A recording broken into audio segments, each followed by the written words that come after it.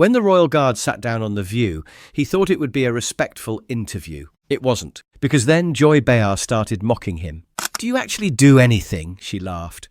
"Or just stand around in a costume pretending to matter?" He stayed calm, answered with dignity, tried to keep the peace, until she crossed the line, and the guard stood up and walked out. Was Joy just doing her job, or did she finally go too far? To find out, hit that subscribe button and drop a comment below telling us where in the world you're watching from, because what you're about to witness is one of the most powerful moments ever captured on live television. Staff Sergeant Alistair Byrne had spent most of his adult life perfecting the art of standing still while the world fell apart around him. In Afghanistan, that meant holding formation while mortars screamed overhead. At Windsor Castle, it meant staying stone-faced while drunk tourists tried everything short of setting him on fire to get a reaction. But on this grey Tuesday morning in Manhattan, standing still was the one thing everyone had told him not to do. "Just be personable," the Palace PR woman had chirped during the red-eye flight from Heathrow. "Americans love our traditions, but they want to see the human side too. Show them you're real." As if 23 years of military service, including 2 tours in Helmand Province, hadn't been real enough. Now he stood outside ABC's Midtown studio, garment bags slung over his shoulder, watching New York's morning chaos unfold. Yellow cabs honked past like angry wasps. A homeless veteran sat propped against a fire hydrant, cardboard sign reading Afghanistan 2009 to 2012. Alistair reached into his pocket, pulled out a 20 and dropped it into the man's cup without breaking stride. The veteran looked up, caught sight of Alistair's bearing and gave him a knowing nod. Brothers recognized brothers, even on busy Manhattan sidewalks. The studio's side entrance smelled like industrial coffee and hairspray. A production assistant with a clipboard and dead eyes barely looked up as he approached. "Byrne?" she asked, already moving toward the elevators. "Yes, ma'am." She glanced at his civilian suit, charcoal grey, perfectly pressed, shoes polished to mirror brightness, and seemed mildly disappointed. "They said you might come in the whole, you know." He gestured vaguely at her head. "The bearskin? Yeah, that would have made better television." She paused, sizing him up. "You're not what I expected. Taller, less..." She searched for the word. "Less what?" "Less robotic, I guess. The videos make you guys look like mannequins." Alistair said nothing, just followed her into the elevator. The fluorescent lights hummed overhead, casting everything in that particular shade of television yellow that made everyone look slightly ill. "You're in segment 3, she continued, stabbing at buttons. "Between the Broadway thing and climate change. Should be easy. Just smile, answer questions about the hat, maybe do the whole stone statue bit for laughs." The elevator lurched upward, and Alistair felt his jaw tighten almost imperceptibly. 23 years of service reduced to a hat joke and a statue bit. He'd been a fool to think this would be different. "Fair warning," the assistant added as the doors opened. "Joy's in one of her moods today. The last guest got off easy, but she's been cranky all morning. Something about her coffee being wrong." She said it casually, like mentioning the weather. But Alistair filed the information away. In his experience, people who took their frustrations out on strangers usually had deeper issues than bad coffee. The green room was exactly what he'd expected. Overly bright, decorated in aggressive cheerfulness, with a ransacked craft services table. A Broadway actress ran through her lines. A climate scientist shuffled through index cards. Everyone looked nervous, performing even when they thought no one was watching. Alistair found a corner chair and sat with military precision. Back straight, hands resting on his knees, feet planted square on the floor. The posture was automatic, ingrained by decades of inspection-ready living. Even in civilian clothes, he couldn't quite shake the feeling that someone was always watching, always judging, always ready to find fault. A makeup artist approached with a palette of brushes. "Just a little powder to cut the shine," she said apologetically. He submitted to the brief ritual, closing his eyes as she worked. The brushes were soft, professional. Nothing like the grit and dust that had caked his face during those long months in the desert, when staying still meant staying alive and moving meant becoming a target. "There," she said, stepping back. "Barely touched you. You've got good bone structure." "Thank you." She lingered for a moment, studying his face. "You really do that thing. Stand completely still for hours." when required. Doesn't it drive you crazy? All those people trying to make you laugh or flinch. Alistair considered the question. How could he explain that the tourists were nothing compared to carrying a bleeding comrade across a minefield?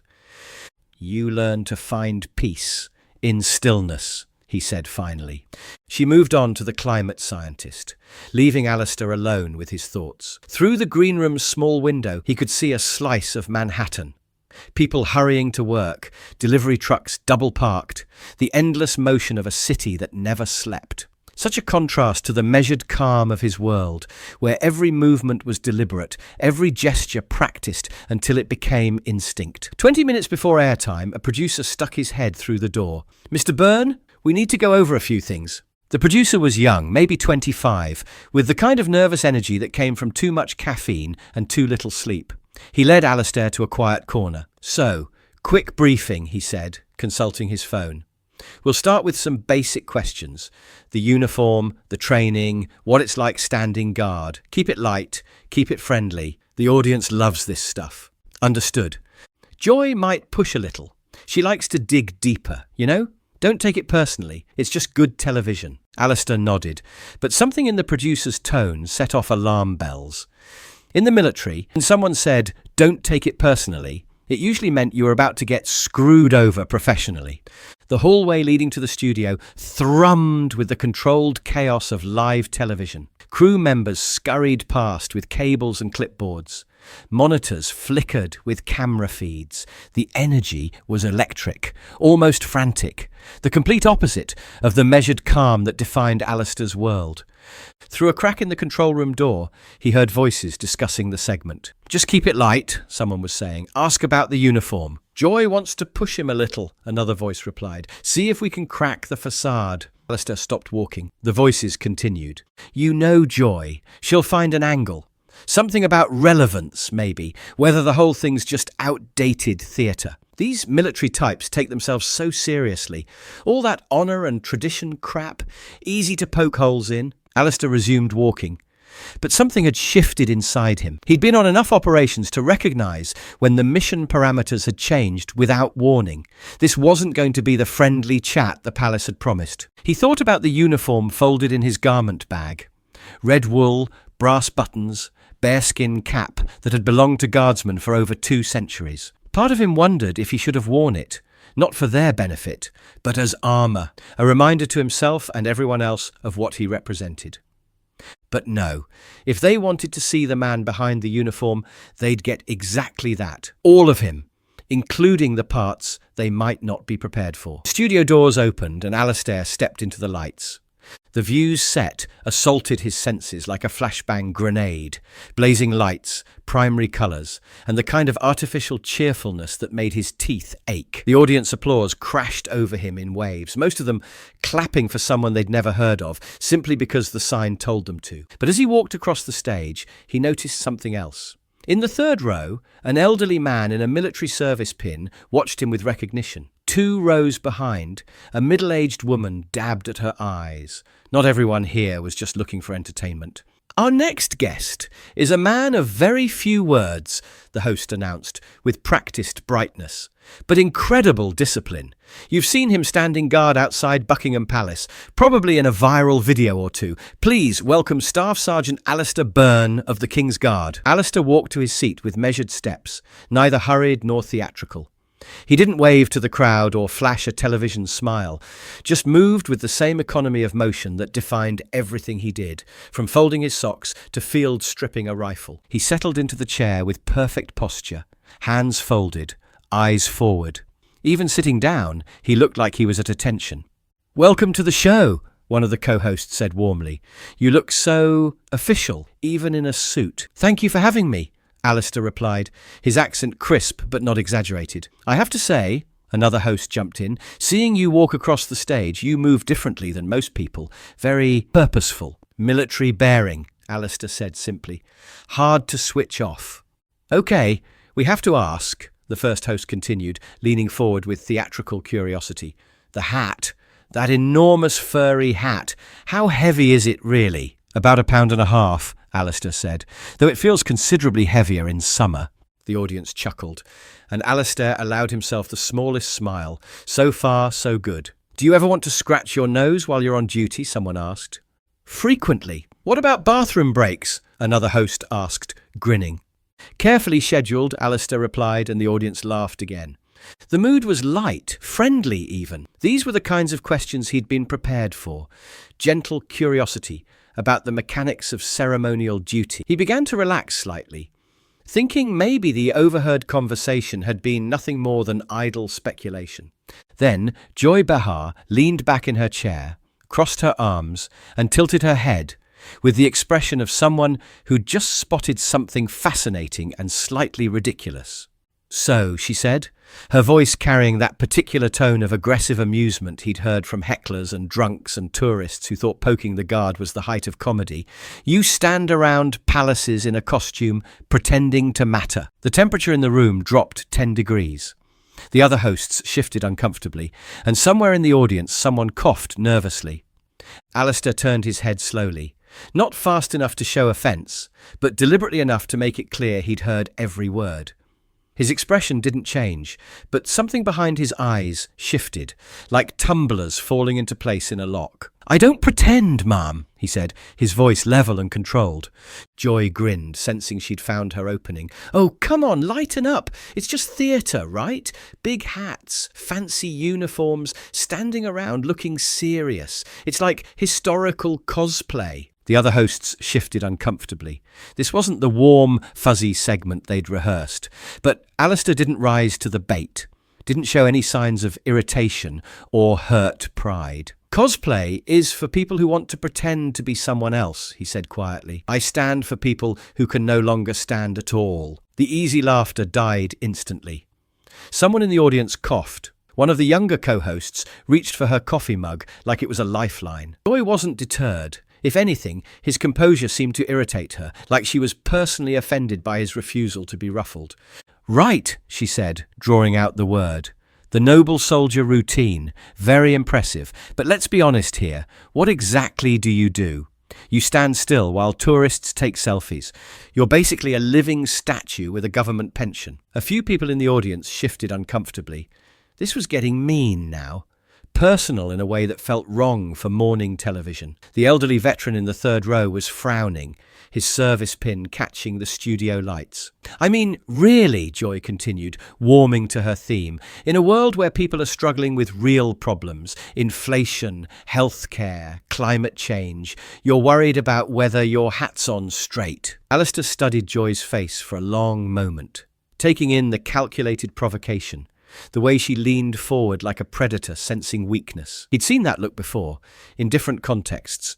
Insurgents testing perimeter security, suspects trying to gauge how much their interrogators knew, bullies of every stripe looking for the soft spots that would make their targets break.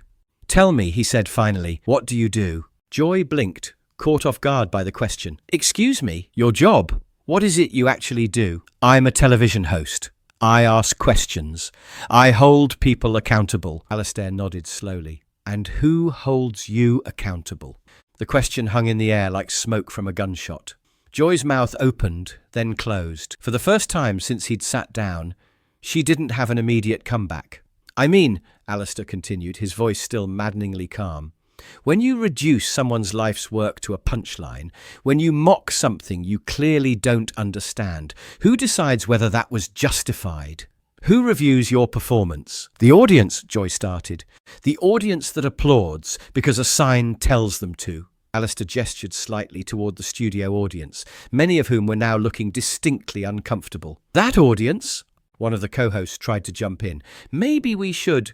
No, Joy cut her off, her face starting to flush. I ask tough questions. That's my job. If you can't handle that, maybe you shouldn't be here. I can handle anything you care to dish out, Alistair said, and for the first time there was steel in his voice. I've been shot at by people with considerably better aim than your wit. I've stood at attention while my friends were buried. I've carried wounded men through minefields and held formation while mortars fell close enough to taste the cordite. The studio had gone completely silent. Even the camera operators had stopped their subtle adjustments. So when you ask me what I do, Alistair continued, understand that I do whatever needs doing. including sitting here listening to someone who's never put herself at risk for anyone else question the value of service. Joy's flush deepened. She was losing control of the situation and everyone could see it. But instead of backing down, she doubled down the way cornered animals do. "Service," she said, her voice rising. "What service? Standing around in a costume while real people face real problems? While families choose between heating and food, you're playing dress-up guard. And you're sitting in a comfortable chair making money off manufactured outrage," Alistair replied, his voice never rising above conversational level. "Which of us is contributing more to the world's well-being?" The words landed like a physical blow. Joy recoiled slightly, then came back swinging. "You arrogant! How dare you sit there and lecture me about contribution? I've been in this business for decades. I've interviewed presidents, celebrities, world leaders, and mocked most of them, I imagine, while you stand around being a tourist attraction. At least tourists leave with something beautiful," Alistair said quietly. "What do your viewers take away? What do they build with the anger you sell them?" That one hit home. Joy's hands clenched into fists on the table. "You think you're better than me?" she demanded. Alistair was quiet for a long moment, studying her flushed face, her clenched fists, the way her voice had gone shrill with frustration. When he spoke again, his voice was softer, almost gentle. "You know what the difference is between us, Ms. Behar?" She glared at him, breathing hard. "When I put on that uniform, I disappear. I become something larger than myself, a symbol, a tradition, a reminder that some things endure. When you sit in that chair, you make everything about you, your opinions, your reactions, your need to be the center of attention." He paused, letting that sink in. "I stand in silence, so others can find peace. You fill silence with noise, so others can't think." The words hung in the air like a verdict. Joy opened her mouth, closed it, opened it again. Once in her professional life, she seemed genuinely speechless, but she recovered quickly, her voice turning venomous. "Peace?" She laughed, but there was no humour in it. "You want to talk about peace? Tell me about the peace your precious military brought to Afghanistan. Tell me about the peace in Iraq. How's that working out?" Alistair's expression didn't change, but something flickered behind his eyes. Pain, maybe, or memories he'd rather not revisit. "You're right," he said quietly. "War doesn't bring peace, but someone has to stand in the aftermath. Someone has to guard the memorials where parents come to touch their children's names. Someone has to maintain the ceremonies that help a nation grieve." His voice grew steadier, more certain. "I've held a flag over a coffin while a mother screamed that it should have been her inside. I've stood at attention for 6 hours in the rain while thousands of people filed past to pay their respects to someone they'd never met but knew they owed. That's not glamorous, it's not fun, but it matters." Joy tried to interrupt, but he held up a hand. "You think I'm proud of every war we've fought, every decision made by people who never had to carry a rifle? Of course not. But I'm proud of the men and women who serve despite the politics, who stand up when called, who do their duty even when the mission is unclear or the cause is questionable." He leaned forward slightly. "The uniform doesn't make me right about everything, Ms. Behar, but it does mean I've earned the right to speak about service, about sacrifice, about what it means to put something larger than yourself first. Have you?" The challenge hung in the air between them. Joy's face was red now, her composure completely shot. "How dare you question my patriotism?" "I'm not questioning your patriotism," Alistair said calmly. "I'm questioning your character." The studio erupted in shocked murmurs. One of the other hosts tried to jump in, to salvage something from the wreckage, but Joy cut her off. "You think you're better than me?" she said, her voice raw now, all pretense of television professionalism abandoned. "You think standing around in a fancy uniform makes you noble?" Alistair looked at her with something that might have been pity. "I think," he said quietly, "that there's a difference between serving something greater than yourself and serving your own ego." He stood up, moving with the same measured grace he'd shown walking in. The studio audience watched in stunned silence as he reached up and unclipped the tiny microphone from his lapel. "You can't just walk away," Joy shouted, her voice cracking. "We're not done here." Alistair paused, the microphone still in his hand.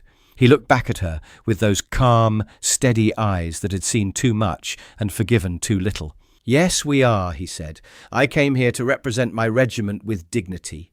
You came here to tear someone down for entertainment. Mission accomplished. For both of us. He placed the microphone gently on the table and turned to the other hosts. Thank you for having me, he said, his voice carrying no trace of sarcasm or anger. I hope your show finds its way back to building people up instead of tearing them down. That's it? Joy called after him, desperation creeping into her voice. You're just going to walk away, like the coward you really are? Alistair stopped at the edge of the stage. The word coward seemed to hang in the air like a poisonous cloud. For a moment, something dangerous flickered across his face. Not anger exactly, but the kind of cold assessment a soldier makes when deciding whether a threat requires immediate neutralization. Then he turned back to face her. And when he spoke, his voice carried the weight of every battle he'd fought, every friend he'd buried, every moment he'd faced death and kept moving forward. Ms. Behar, he said, his voice so quiet the studio had to strain to hear him. I've been called many things by many people, some of them dying in my arms, some of them trying to kill me, some of them weeping over coffins I helped carry. But never, not once in 23 years of service, has anyone who actually knew me, who'd seen what I've done and what I've endured, called me a coward. He paused, and the silence was absolute. The fact that you think walking away from a bully makes someone cowardly tells me everything I need to know about what you think courage looks like. He turned and walked off the set, his footsteps echoing in the absolute silence of the studio.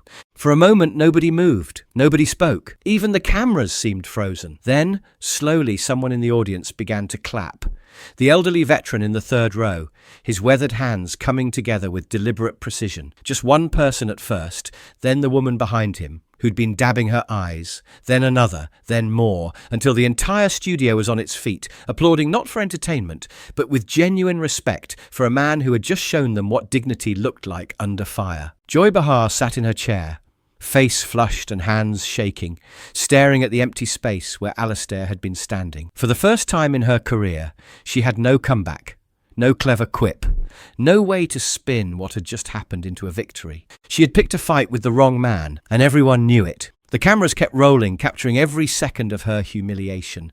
As the applause continued and Alistair Byrne walked out of the studio with his head high and his honour intact. Outside, the New York morning buzzed with its usual chaotic energy. Taxis honked, pedestrians hurried past, steam rose from manholes. The city moved at its relentless pace, indifferent to the drama that had just played out in a midtown television studio.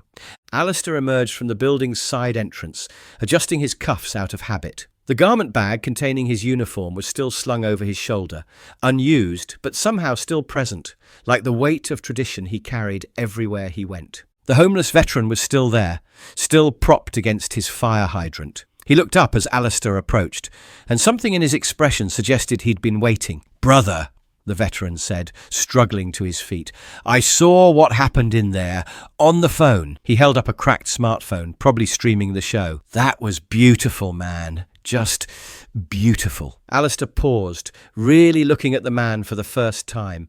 Early 40s, probably. Weathered face, intelligent eyes, the kind of damage that came from carrying too much weight for too long. "What unit?" Alistair asked. 10th Mountain, 3 tours. The veteran's posture straightened slightly, muscle memory kicking in. "You?"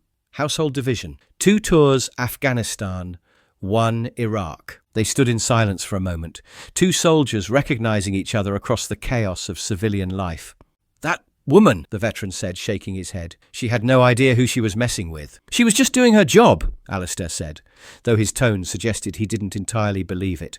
"Nah, man, that wasn't journalism, that was blood sport, and you handled it perfect. Didn't lose your cool, didn't give her what she wanted, just stated facts and walked away with your head up." A security guard appeared from the building, the same one who'd been watching the monitors inside. He was older, maybe 55, with the bearing of ex-military himself. "Sir," he said, approaching cautiously, "I hope you don't mind, but I wanted to thank you for what you said in there, about service, about standing for something." He paused, then added, "Navy, 22 years, and my son's army, currently deployed." Alistair shook the offered hand. "Your son's lucky to have family who understands." "He'll want to see this," the guard said, pulling out his phone. "The whole thing's already online, going viral." Alistair grimaced slightly. The last thing he wanted was internet fame, but he'd learned long ago that once something was public, you had no control over where it went. A few yards down the sidewalk, a middle-aged woman approached hesitantly. She had the look of someone who rarely spoke to strangers, but felt compelled to make an exception. "Excuse me," she said quietly. "Are you the soldier from the show?" Alistair nodded. "My husband was army," she said, tears forming. "He died in Kandahar 5 years ago. And what you said about standing for people who can't stand anymore," she broke off. "What was his name?" Alistair asked gently. "Michael. Sergeant Michael Torres." "Then this is for Sergeant Torres," Alistair said, and snapped to attention, rendering a perfect salute that somehow managed to encompass not just the dead soldier, but his grieving widow and all the families who'd been left behind. The woman broke down completely, but she was smiling through her tears. More people were starting to notice the gathering. A few had their phones out, recording. Alistair could see he'd soon be surrounded. He turned to the homeless veteran. "What's your name?" "Rodriguez. Danny Rodriguez." Alistair pulled out his wallet, extracted a business card, and wrote something on the back. "There's a veterans organization in Queens. Good people.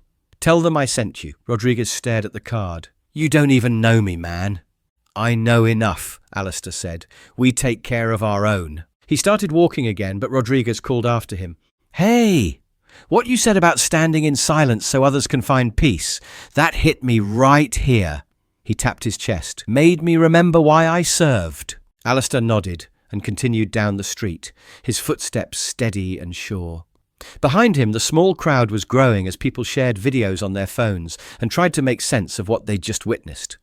But none of that mattered to him now. He'd done what he came to do, not what they'd wanted him to do. He'd represented his regiment with honour, defended something larger than himself, and walked away with his dignity intact. In the distance, a church bell tolled the hour. Somewhere in London, his fellow guards were taking their posts, standing in the rain or shine, silent and steadfast, protecting not just buildings, but the idea that some things were worth preserving, worth defending, worth standing for, no matter who mocked or misunderstood. Alistair Byrne smiled slightly, straightened his shoulders and disappeared into the crowd, just another man in a grey suit walking through the city, but carrying with him the weight and grace of centuries of service, honour and unshakable conviction. The kind of conviction that doesn't need to shout to be heard.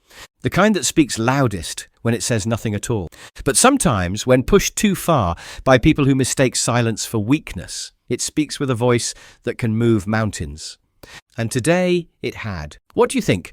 Did Joy Behar cross the line, or was she just doing her job?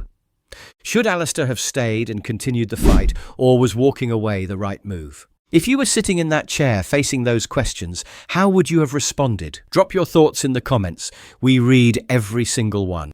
If this story moved you, smash that like button and make sure you're subscribed for more incredible Royal Guard moments like this one. Hit the bell icon so you never miss our daily uploads. Share this with someone who still believes that honour and dignity matter in a world that seems to have forgotten both. Check out our other Royal Guard stories on your screen right now.